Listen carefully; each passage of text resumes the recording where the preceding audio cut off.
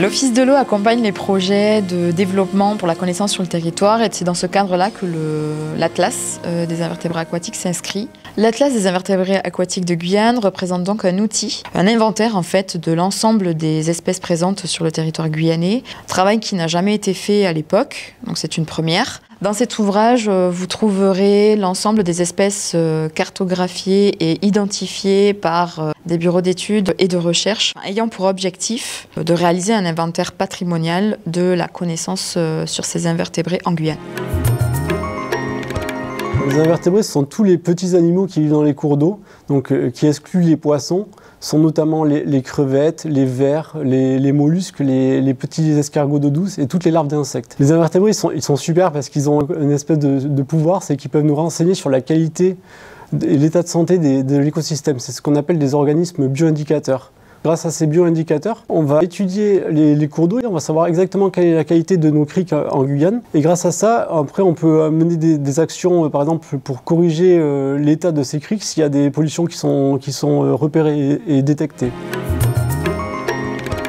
En Guyane française, ils sont étudiés plutôt depuis les années 90, en fait, avec la mise en place du barrage de Petit Saut, avec son lac, qui a demandé des politiques de suivi environnementaux. Et donc c'est la première fois qu'on a commencé à utiliser les insectes aquatiques en tant que bioindicateurs. On a commencé à compiler ces données-là. On a toutes les données qui ont été échantillonnées pour la mise en place de l'indice du SMEG. Et en plus de ça, depuis 2007, on a un gros réseau, une quarantaine de stations sur toute la Guyane, dans le cadre de la DCE. On a des données de réserve naturelle. Et pour finir, on a aussi des données personnelles de chacun des spécialistes de chaque groupe taxonomique qui n'ont pas été publiées. Et donc c'est aussi un des atouts de cet atlas. Cet ouvrage, il condense juste 30 années d'études des insectes aquatiques en Guyane. Et en fait, quasiment toutes les données qui ont été récoltées sont condensées dans cet ouvrage.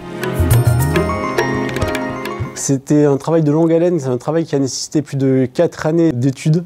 On est plus d'une quarantaine de participants à avoir rédigé et contribué à cet ouvrage. Je tiens notamment à remercier tous les partenaires, notamment les infographistes Nena Hendrick et Estelle Villemain qui sont au Canada. Alors, on a travaillé avec de nombreux chercheurs, notamment en France hexagonale, avec l'équipe du laboratoire écologie fonctionnelle et environnement, pour tout ce qui est invertébrés des phytothelmes, c'est-à-dire des invertébrés aquatiques qui vivent dans les plantes, dans la canopée des arbres. On a travaillé avec des spécialistes internationaux, notamment des spécialistes nord-américains, avec lesquels on a publié une clé d'identification des phases larvaires d'almidés, qui sont les coléoptères aquatiques les plus fréquents en Guyane et qui ont un gros pouvoir bioindicateur. L'Atlas des invertébrés aquatiques, c'est un beau bébé, c'est un ouvrage qui fait 720 pages, qui fait près d'1,7 kg, donc c'est un bon pavé, donc je vous invite à le lire et à le découvrir. Nous disposons maintenant d'un ouvrage qui permettra de recenser tout l'historique de la recherche sur les invertébrés aquatiques. C'est une très bonne nouvelle pour le public. L'Atlas des invertébrés aquatiques de Guyane sera disponible au sein des bibliothèques et des médiathèques de Guyane, mais aussi à l'Université de Guyane.